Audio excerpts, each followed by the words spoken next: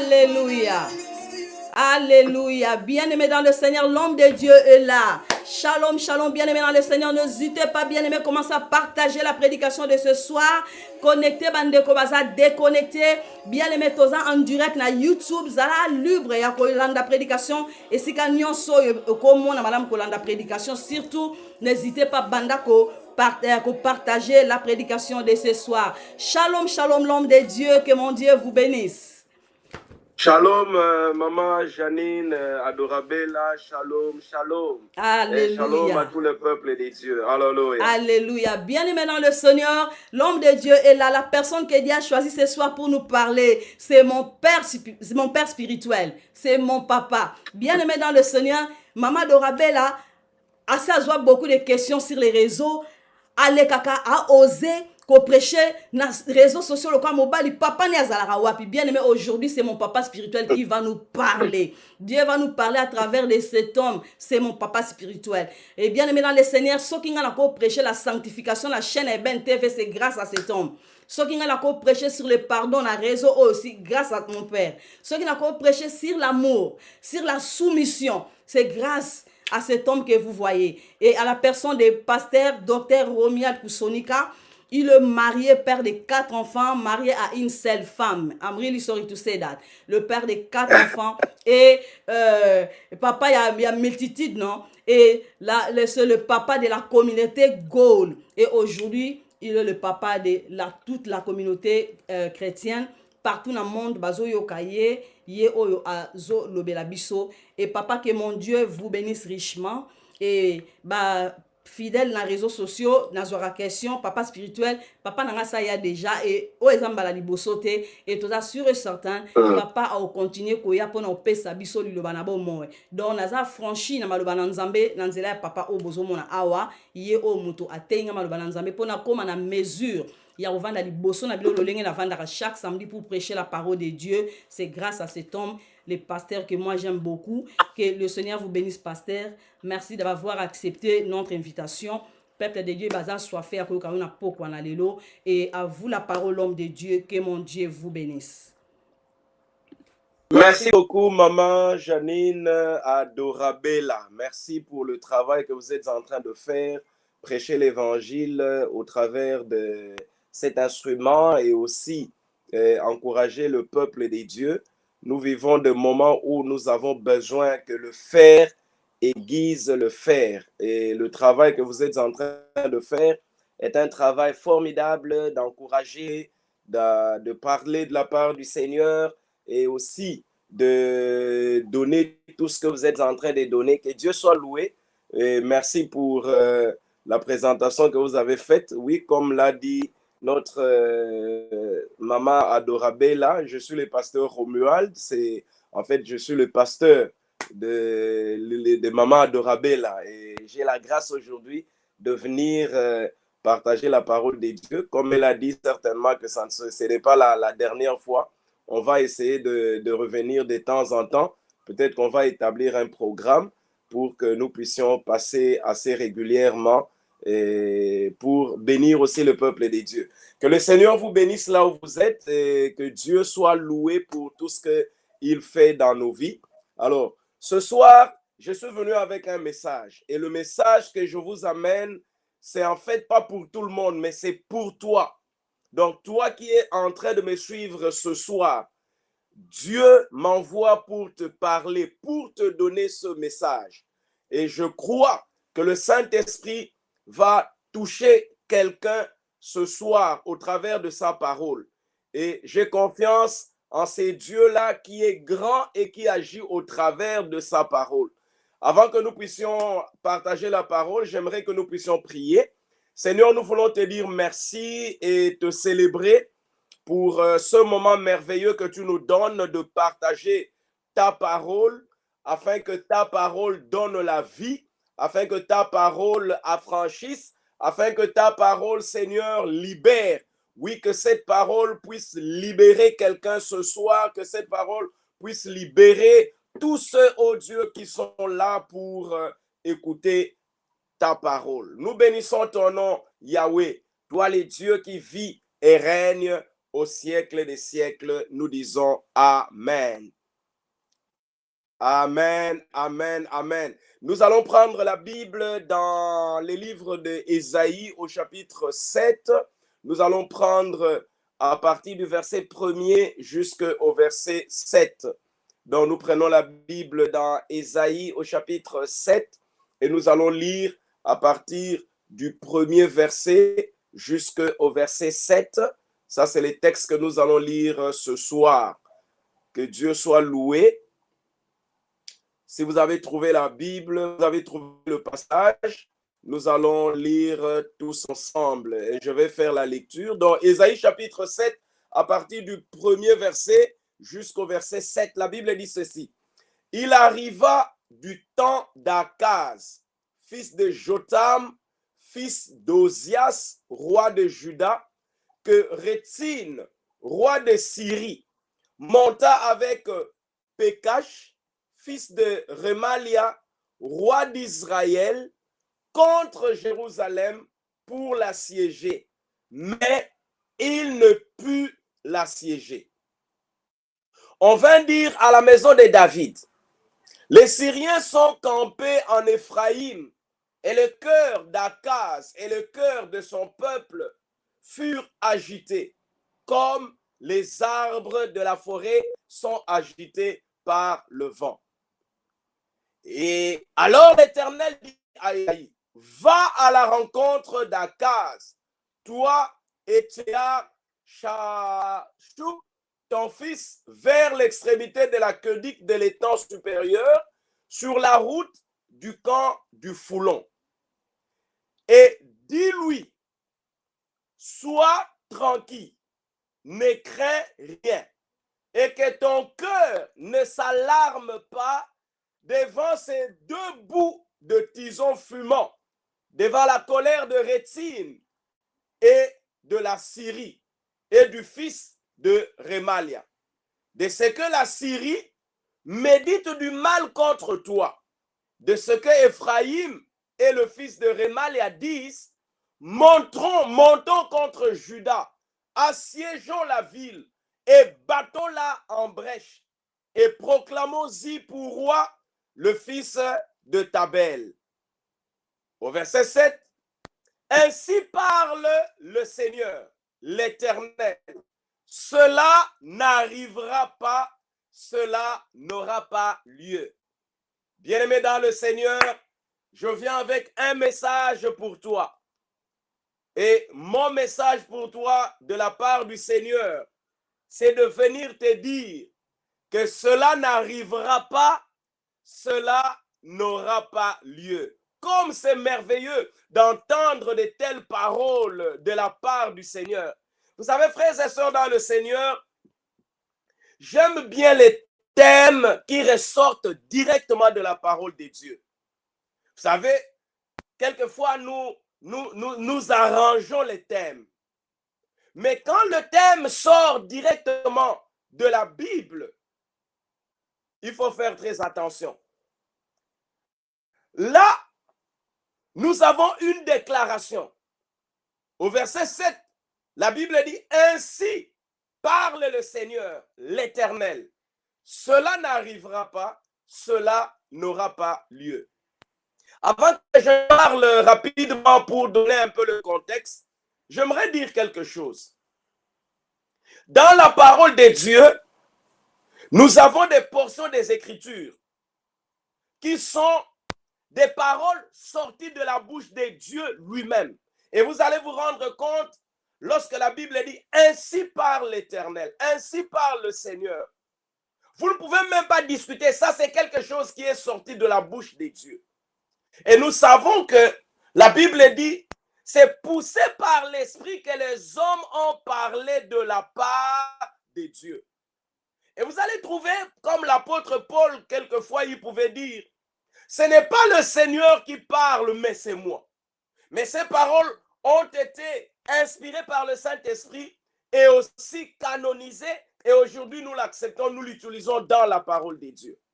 Mais quand vous avez ainsi par l'Éternel, en vérité, je vous le dis, ça c'est des paroles qui sont sorties directement de Dieu, directement de Christ. Et ce soir, le thème de notre message, c'est une parole qui sort directement de la bouche de Dieu,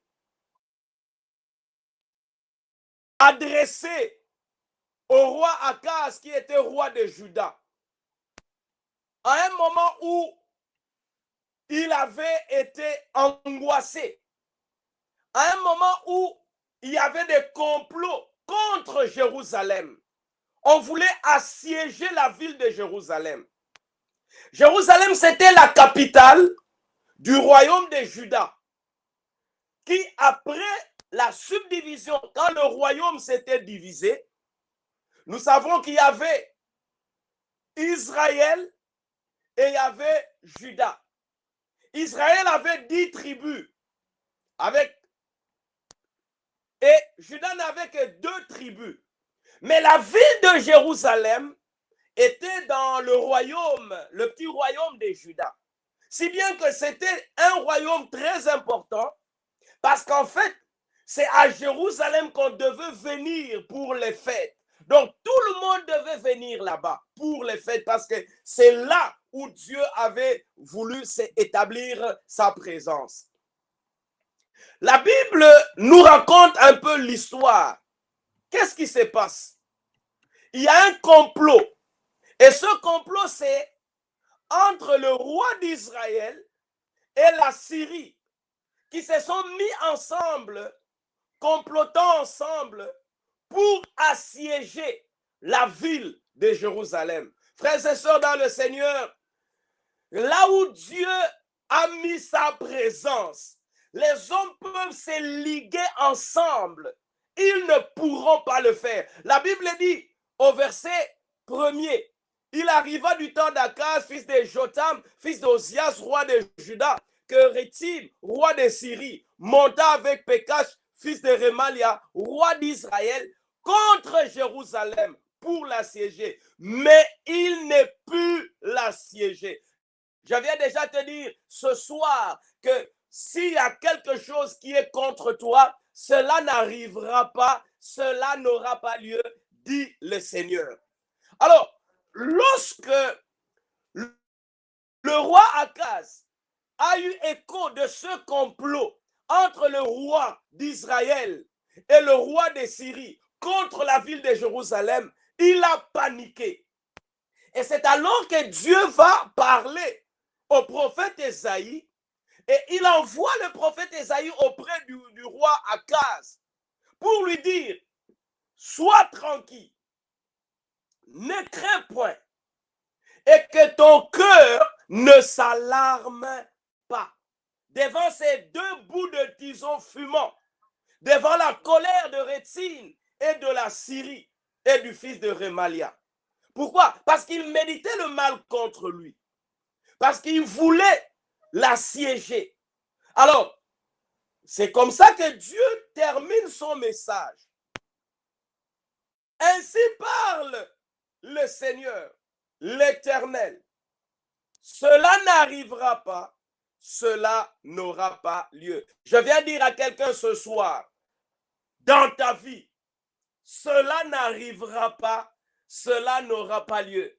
Vous savez, les cela là peut englober plusieurs choses. Et peut-être que ce soir, nous allons essayer de parler de quelque chose. Je n'ai pas la prétention d'épuiser et d'expliquer le cela. Le mot cela va expliquer beaucoup de choses. Cela n'aura pas lieu. Cela n'arrivera pas. Frères et sœurs dans le Seigneur, nous avons un Dieu puissant. Nous avons un Dieu glorieux. Nous avons un Dieu qui est capable de faire ce que les hommes ne peuvent pas faire.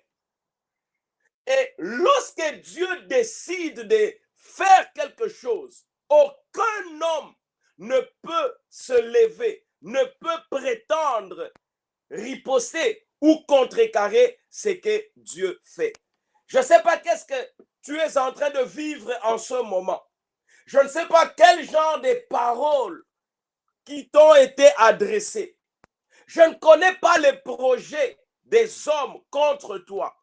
Je ne connais pas les complots qui sont formés contre toi. Mais je viens te dire ce soir de la part du Seigneur, cela n'arrivera pas, cela n'aura pas lieu. Le Dieu qui a créé les cieux et la terre est au contrôle de toutes choses.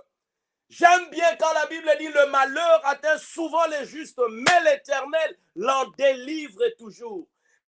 Je viens dire à quelqu'un ce soir, cela n'arrivera pas, cela n'aura pas lieu. Ainsi parle l'Éternel, le Seigneur. Cela ne vient pas de moi. Cela ne vient pas d'un homme quelconque, mais cela vient de Dieu lui-même. C'est une déclaration qui sort de la bouche de Dieu lui-même.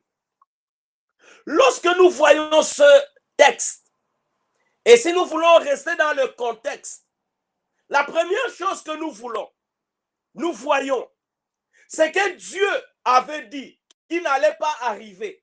Premièrement, il s'agit d'un complot entre le roi de Syrie et le roi d'Israël contre Akaz qui était roi de Juda. Donc, premièrement, il s'agit d'un complot. Il y a un complot. Ils se sont ligués. Deux rois se sont ligués pour assiéger la ville de Jérusalem. Deux rois se sont ligués pour que Akaz, qui était roi, soit remplacé par quelqu'un d'autre. Deux rois se sont ligués pour que Akaz puisse souffrir. Un complot.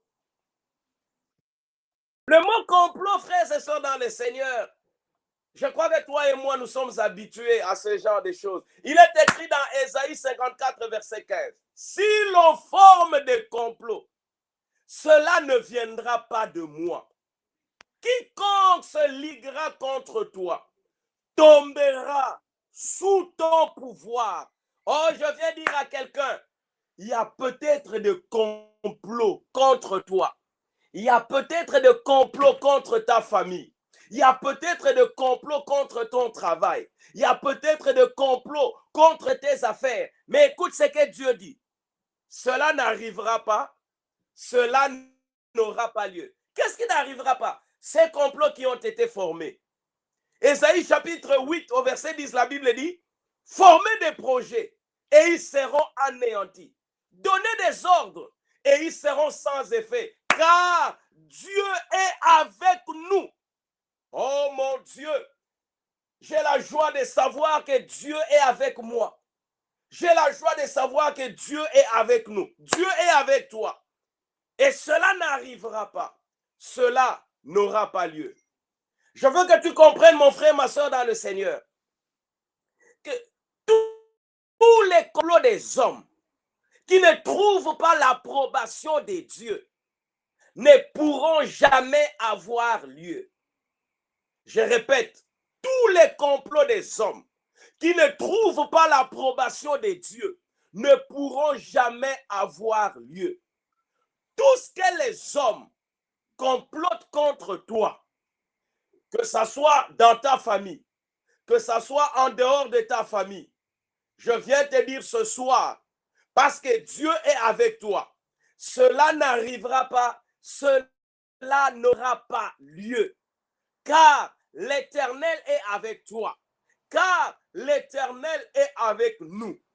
Bien-aimés dans le Seigneur, écoutez ce que Dieu dit. Et que personne ne vous effraie, que personne ne puisse te mettre dans des situations où tu es désemparé. Parce que déjà Dieu a dit, cela n'arrivera pas, cela n'aura pas lieu. Les premiers, cela, il s'agit de complot.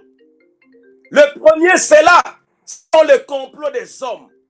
Ce sont les complots de membres peut-être de ta famille. Ce sont les complots des gens du quartier. Ce sont les complots des gens qui ne t'aiment pas. Ce sont les complots des hommes qui ne te connaissent même pas. Mais parce que Dieu te fait du bien, ils complotent ensemble contre toi. Je viens te dire ce soir, les complots des hommes, cela n'arrivera pas, cela n'aura pas lieu. Dieu ne se liguera jamais avec tes ennemis. pour te cribler, pour te détruire. Il est avec toi.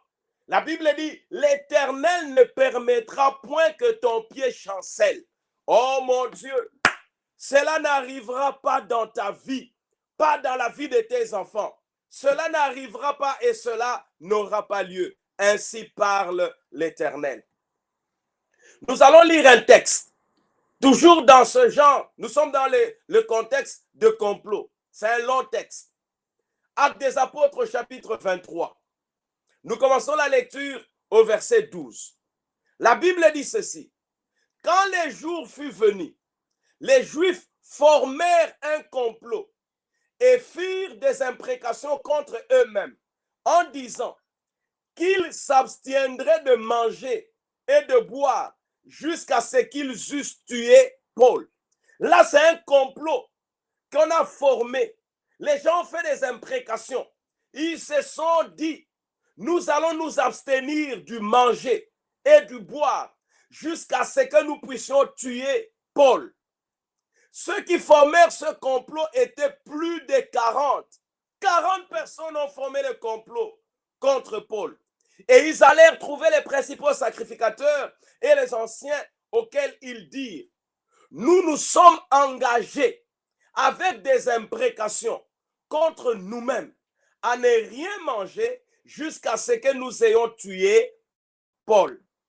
Vous donc, maintenant, adressez-vous avec les Sanhédrins au tribun pour qu'il l'amène devant vous, comme si vous vouliez examiner sa cause plus exactement. Et nous, avant qu'il approche, nous sommes prêts à le tuer. Le fils de la sœur de Paul, ayant eu connaissance du guet-apens, alla dans la forteresse en informer Paul. Paul appela l'un des centeniers et dit, mène ce jeune homme vers le tribun, car il a quelque chose à lui rapporter. Le centenier prit le jeune homme avec lui et le conduisit vers le tribun. Et il dit, le prisonnier Paul m'a appelé et il m'a prié de t'amener ce jeune homme qui a quelque chose à te dire. Les tribuns, prenant le jeune homme par la main et se retirant à l'écart, lui demanda, qu'as-tu à m'annoncer? Il répondit, les Juifs sont convenus de te prier d'amener Paul demain devant le Sanhédrin, comme si tu devais t'enquérir de lui plus exactement. Ne les écoute pas, car plus de 40 d'entre eux lui dressent un guet-apens et se sont engagés avec des imprécations contre eux-mêmes à ne rien manger ni boire jusqu'à ce qu'ils l'aient tué. Maintenant, ils sont prêts et ils n'attendent que ton consentement. Les tribuns renvoya le jeune homme après lui avoir recommandé de ne parler à personne de ce rapport qu'il lui avait fait. Ensuite, il appela 2 des centeniers et dit, tenez prêt dès la 3e heure de la nuit 200 soldats, 70 cavaliers et 200 archers pour aller jusqu'à Césarée.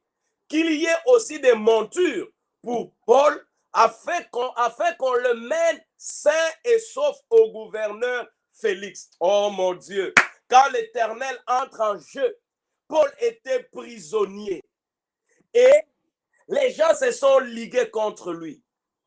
Prisonnier à cause de Jésus. Les Juifs se sont ligués pour qu'on puisse les tuer. Ils ont même dit qu'ils vont jeûner. Et ceux qui avaient formé le complot, la Bible dit, ils étaient 40.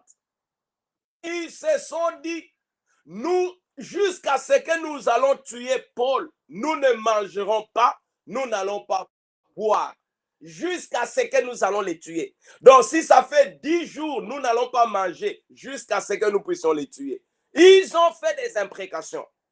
Mais, le Dieu qui entre en jeu et qui sait faire les choses, le neveu de Paul était au courant de ce complot.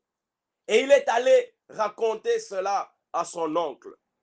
Et Paul a appelé l'un des centeniers et il lui a raconté l'histoire. Il dit, amène ce jeune homme auprès du gouverneur, le tribun. Et on l'amena Et il expliqua au tribun tout ce que les hommes avaient voulu faire contre Paul. Oh mon Dieu. Ensuite, quand le tribun a eu cela, il a appelé 2 centeniers. Et il leur a demandé de se tenir prêts à la 3e heure. Et il a dit 200 soldats. Imaginez-vous, 200 soldats pour amener Paul, c'est-à-dire le protéger. 70 cavaliers pour escorter Paul. Et une monture, c'est-à-dire des chevaux pour lui, Paul, alors qu'il est prisonnier. Et les gens ont comploté pour qu'ils puissent les tuer. Si l'on forme des complots, les complots ne viendront pas de moi. La Bible dit, toute arme forgée contre toi sera sans effet. Je viens dire à quelqu'un, lorsque nous regardons cette histoire de Paul, oh mon Dieu, comment quelqu'un qui est prisonnier, et regardez comment le tribun prend soin. Et il dit, il faut que Paul arrive devant le gouverneur Félix, sain et sauf, sans égratignure. Alors qu'il y avait un complot pour les tuer. Mais ce complot-là n'est pas arrivé. Parce que Dieu était avec Paul. Parce que Dieu était au contrôle de toutes choses.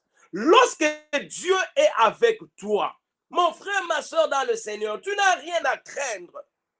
Tu n'as pas à craindre les paroles des hommes, les menaces des hommes. Parce que Dieu est avec toi, toutes ces paroles, que ce soit les paroles de malédiction, ces paroles n'arriveront pas, les paroles-là n'auront pas lieu parce que l'Éternel Dieu, le Créateur du ciel et de la terre, le Dieu qui appelle à l'existence ce qui n'est pas, le Dieu qui dit un seul mot et la chose s'accomplit, il a décidé que cela n'arrivera pas et cela n'aura pas lieu. Nous devons savoir que les projets que forment les hommes ne s'accompliront pas si cela n'est pas approuvé par Dieu. Proverbe chapitre 16, verset 1, la Bible dit, les projets que forme le cœur dépendent de l'homme, mais la réponse que donne la bouche vient de l'Éternel. Je dis que les projets des hommes contre toi, contre ta famille, contre tes affaires, contre ta vie n'arriveront pas, n'auront pas lieu, parce que cela n'est pas sorti de la bouche de l'Éternel. Ce qui est sorti de la bouche de l'Éternel, c'est de dire que cela n'arrivera pas, cela n'aura pas lieu.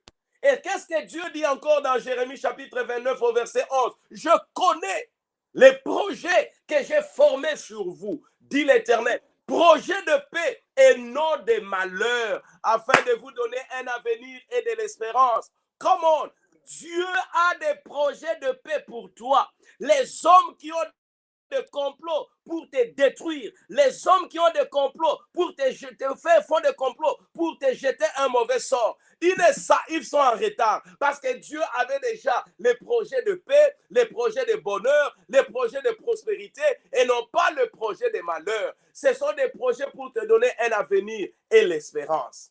Cela n'arrivera pas. Cela n'aura pas lieu. Quel que soit le complot des hommes, à quel niveau soit-il? On a fait des complots contre le roi Akaz.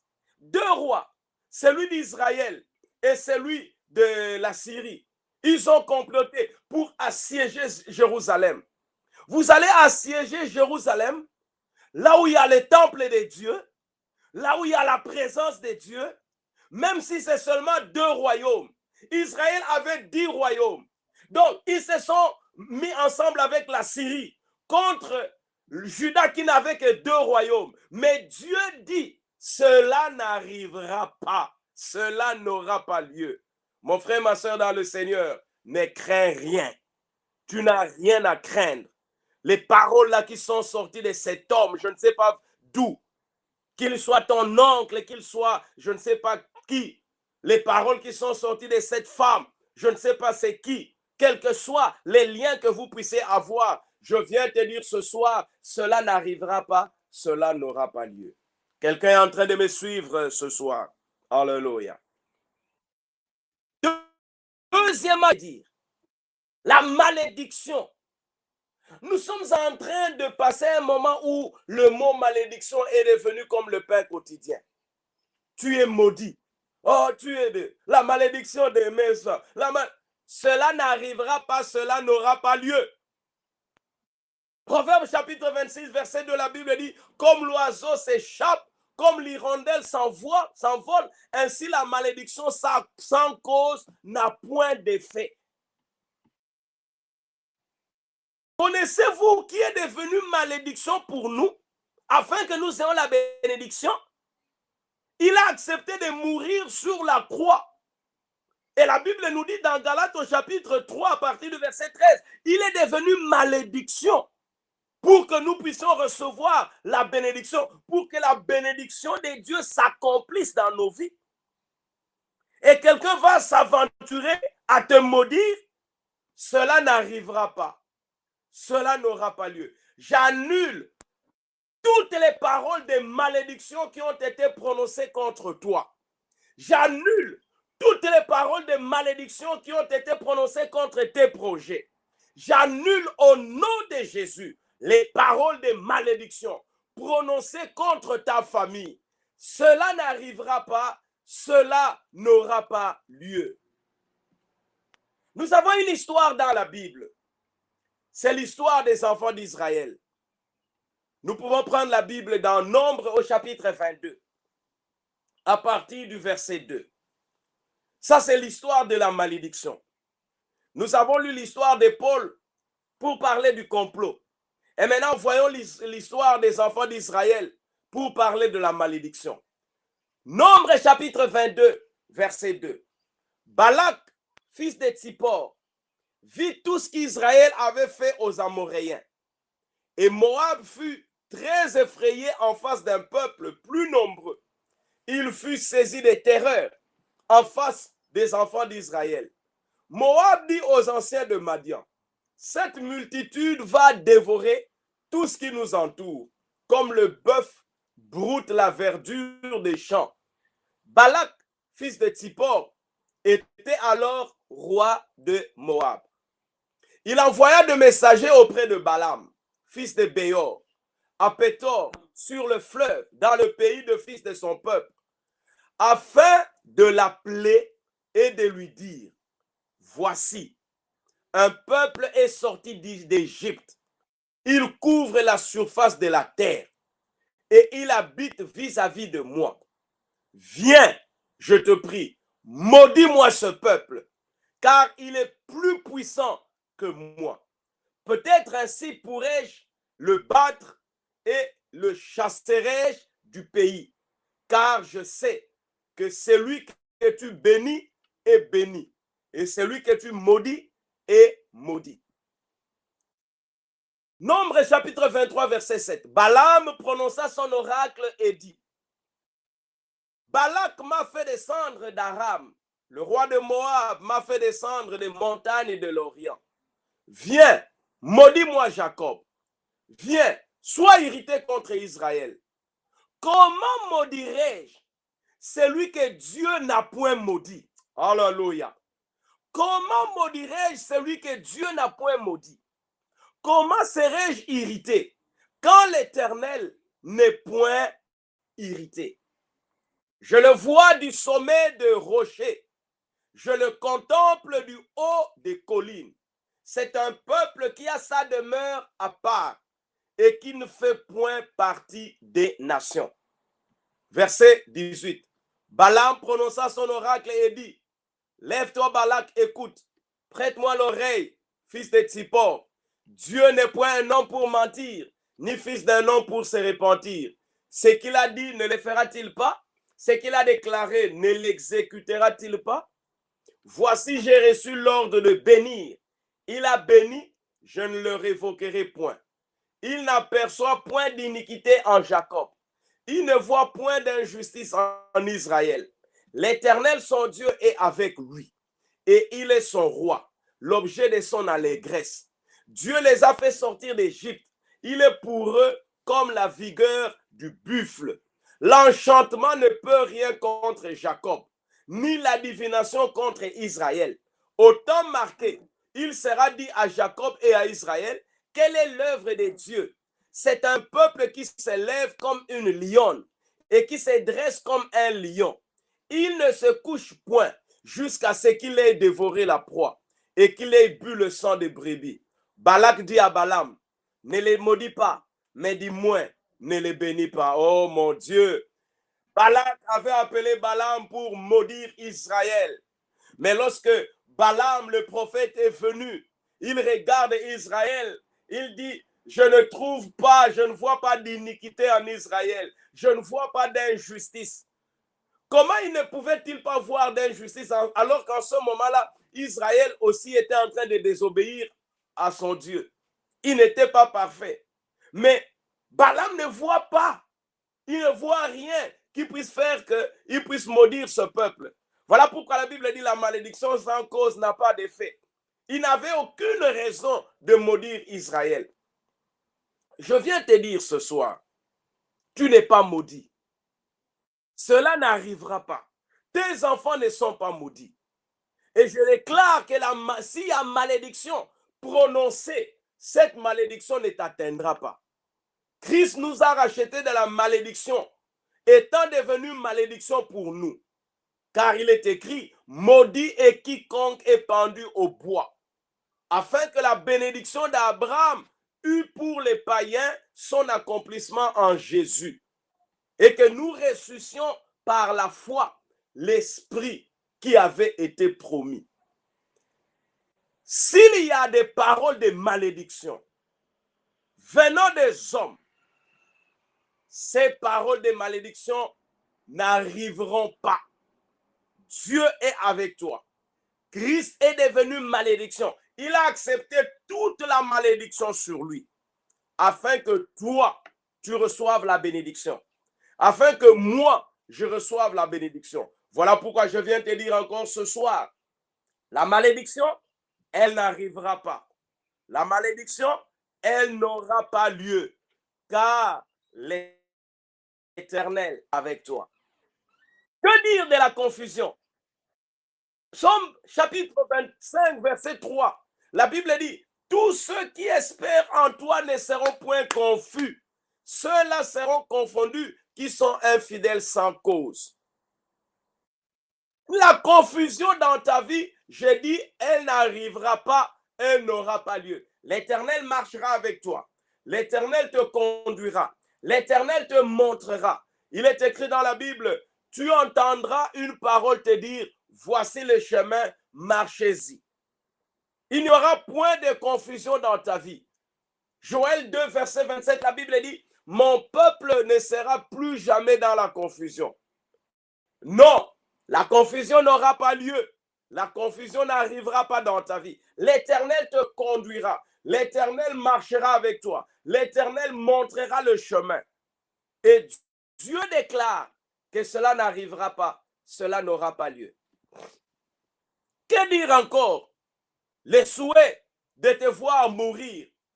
Tu sais que la Bible dit, on nous regarde tous les jours comme des brebis qu'on amène à la boucherie pour les tondre. Il y a des gens qui peut-être souhaitent ta mort. Il y a des gens qui peut-être veulent te voir disparaître. Nous allons lire un texte, nous revenons encore sur l'apôtre Paul. Actes des apôtres, chapitre 28, à partir du premier verset jusqu'au verset 6. Après nous être sauvés, nous reconnûmes que l'île s'appelait Malte.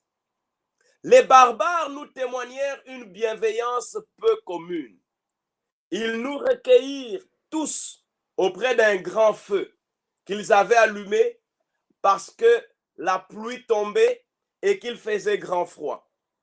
Paul, ayant ramassé un tas de broussailles et l'ayant mis au feu, une vipère en sortit par l'effet de la chaleur et s'attacha à sa main.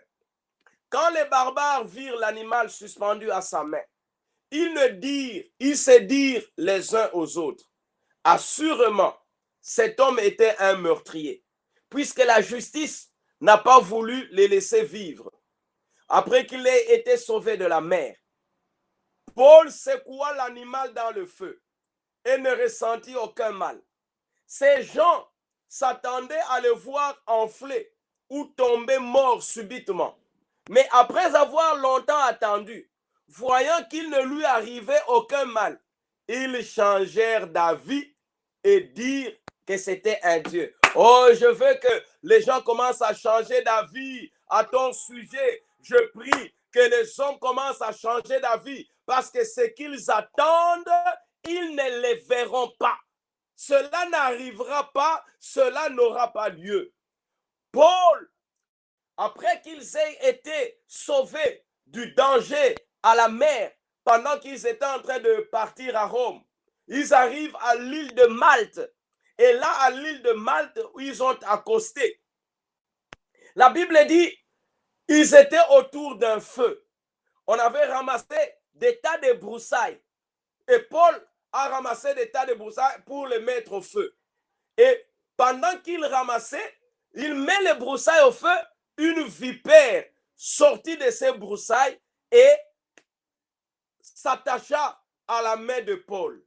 Alors, quand les barbares, les habitants de l'île, ont vu qu'il y a une vipère qui s'était attachée à la main de Paul, ils ont dit non, Paul doit être un meurtrier.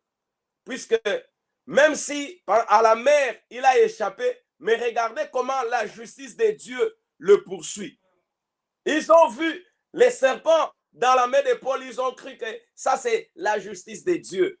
Donc Dieu voulait les tuer. Alors c'est quoi? Ils attendaient que Paul puisse mourir. Paul a secoué, la Bible dit, il secoua l'animal dans le feu et ne ressentit aucun mal. Alors, vous connaissez la vipère? C'est un serpent qui est très venimeux. Mais la Bible dit, Paul ne ressentit aucun mal. Alors, ces gens-là qui ont vécu la scène, ils s'attendaient à ce que Paul puisse s'enfler ou tomber subitement mort. Mais la Bible dit, après avoir longtemps attendu, voyant qu'il ne lui arrivait aucun mal, ils changèrent d'avis. Mon frère, ma soeur dans le Seigneur, ils attendront longtemps. Ils ne verront pas ce qu'ils sont en train d'attendre. Et ils changeront d'avis. Et ils diront, comme ils ont dit à propos de Paul, c'est un Dieu. Ils vont changer, ils vont te donner un autre nom. Vous connaissez, vous savez ce que Dieu fait est merveilleux. Quand les hommes attendent certaines choses, Dieu a aussi déjà prévu ce qu'il va faire. Et tous ces hommes qui attendaient voir Paul mourir, parce que la vipère s'était attachée à sa main, ils se sont rendus compte que Paul était différent. Que Paul, que ce qui était arrivé, ça ne peut pas arriver à n'importe qui. Ils ont dit non, c'est un Dieu. Ils changèrent d'avis. Écoute-moi ce soir, je viens te dire. Ce que les hommes sont en train d'attendre, du négatif. Ils veulent te voir pleurer. Dieu essuiera tes larmes. Cela n'arrivera pas. Cela n'aura pas lieu. Ceux qui sont en train d'attendre ton échec, ils veulent que tu tombes dans les affaires, que tu régresses. Cela n'arrivera pas. Cela n'aura pas lieu, dit l'Éternel des armées. Je déclare sur toi la vie de Dieu. Je déclare sur toi l'accomplissement de ce que Dieu dit. Et ce que les hommes disent n'auront pas d'accord de son accomplissement au nom de Jésus. Les projets des hommes, la malédiction, la confusion, les mauvais souhaits, les attentes des hommes de vouloir te voir sombrer, de vouloir te voir tomber, cela n'arrivera pas, cela n'aura pas lieu. Vous connaissez l'histoire de Aman contre Mardoché. Aman avait voulu que Mardoché soit pendu, mais là où Aman préparait les choses pour Mardoché, c'est lui-même qui est allé là-bas. Ce n'est pas arrivé à Mardoché. Ce n'est pas arrivé parce que Dieu est le Dieu qui dit cela n'arrivera pas, cela n'aura pas lieu. Laissez-moi vous encourager ce soir pour vous dire, tant que vous marchez avec Dieu, l'Éternel ne vous livrera pas entre les mains de vos ennemis. L'Éternel ne vous livrera pas entre les mains de vos bourreaux. Ils viendront par un seul chemin. La Bible dit, ils s'enfuiront par 7 chemins. Cela n'arrivera pas. Cela n'aura pas lieu. Vous, petits enfants, vous êtes des dieux. Vous les avez vaincus. Parce que celui qui est en vous est plus grand que celui qui est dans le monde. La Bible dit, l'Éternel est pour moi. Je ne crains rien. Que peuvent me faire les hommes? Oui, ils ne te feront rien. Celui qui demeure sous l'abri du Très-Haut repose à l'ombre du Tout-Puissant. J'ai dit à l'Éternel, mon refuge et ma forteresse, mon Dieu en qui je me confie. Car c'est lui qui te délivre du filet des oiseleurs, de la peste et de ses ravages. Il te couvrira de ses plumes et tu trouveras un refuge sous ses ailes. Sa fidélité est un bouclier et une cuirasse. Tu ne craindras ni les terreurs de la nuit, ni la flèche qui vole le jour, ni la peste qui marche dans les ténèbres, ni la contagion qui frappe en plein midi. Que 1000 tombent à ton côté et 10 000 à ta droite, tu ne seras pas atteint. De tes yeux seulement, tu regarderas et tu verras la rétribution des méchants. Car tu es mon refuge, ô Éternel. Tu fais du Très-Haut ta retraite. Aucun malheur ne t'arrivera. Aucun fléau n'approchera de ta tente. Car il ordonnera à ses anges de te garder dans toutes tes voies. Ils te porteront sur les mains, de peur que ton pied ne heurte contre une pierre. Tu marcheras sur les lions et sur l'aspic. Tu fouleras les lionceaux et le dragon. Puisqu'il m'aime, je les délivrerai. Je le protégerai. Puisqu'il connaît mon nom, il m'invoquera. Je lui répondrai. Je serai avec lui dans la détresse. Je le délivrerai. Je le glorifierai. Je les rassasierai de longs jours. Tu ne mourras pas. Tu vivras et tu rencontreras les œuvres de l'Éternel. Je lui ferai voir mon salut. Si Dieu est pour nous, qui sera contre nous, nous dit la Bible. Cela n'arrivera pas. Cela n'aura pas lieu. L'Éternel, le Créateur, est de ton côté. Avec Dieu, nous ferons des exploits et il écrasera tous nos ennemis. Je viens dire à quelqu'un ce soir, juste cette déclaration qui vient de la part de Dieu. Cela n'arrivera pas, cela n'aura pas lieu. Tu ne mourras pas, tu vivras et tu raconteras les œuvres de l'Éternel. La vie que Dieu t'a donnée va être prospère. Dieu sera avec toi. Dieu marchera avec toi. Les complots des hommes ne vont pas s'accomplir. Les complots de ta famille n'auront point d'effet dans ta vie. Toute arme forgée contre toi est déclarée nulle et sans effet. Les paroles de malédiction sont annulées. Je déclare que cela n'arrivera pas, cela n'aura pas lieu dans ta vie. Tu verras la gloire de l'Éternel. L'Éternel te bénira. Il bénira ton travail. Il bénira tes projets. Il bénira ta famille. Il bénira ta maison. Et tu seras comme le champ que l'Éternel a béni. Je dis que tout ce que les hommes ont comploté contre toi, cela n'arrivera pas, cela n'aura pas lieu. Je vous bénis au nom de Jésus. Je bénis vos maisons. Je bénis vos familles. Je bénis tout ce que vous faites. Je bénis tous les projets de vos vies. Et je prie que l'Éternel soit avec vous. Parce que l'Éternel a déjà dit que cela n'arrivera pas. Cela n'aura pas lieu. Je bénis le Seigneur pour ta vie, pour ton futur. Je connais les projets que l'Éternel a formés. Les projets sont les projets de paix. Les projets sont les projets de grâce. Les projets sont les projets de prospérité. Les projets sont les projets d'élévation. Tu ne vas pas régresser. Tu ne mourras pas. Tu iras de l'avant parce que cela n'arrivera pas. Cela n'aura pas lieu. Ainsi parle le Seigneur l'Éternel. Que Dieu vous bénisse. Que Dieu vous soit favorable. Soyez bénis dans vos maisons au nom de Jésus, notre Seigneur et notre Dieu. Nous allons nous retrouver la fois prochaine quand nous serons encore là pour parler de la part du Seigneur. Soyez bénis et merci beaucoup à Eben TV. Eben TV avec Maman Adorabella qui nous a donné l'occasion de partager la parole cet après-midi. Que Dieu vous soit favorable, que Dieu vous bénisse richement.